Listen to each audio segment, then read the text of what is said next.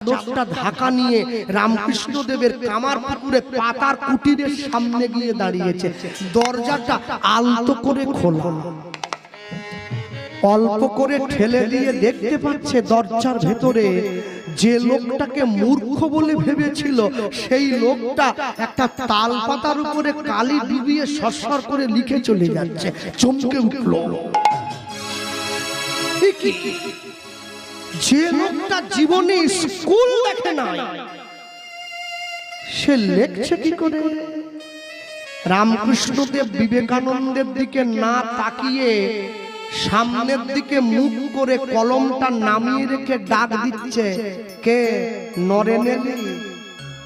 ঠাকুর তুমি আমায় চিনলে কি করে? ওরে পচা গন্ধে ঘরটা ভরে গেছে, আমি জানি তুই এসেছিস। পচা গন্ধ আমার গায়ে, আমি তো সুগন্ধি দেই।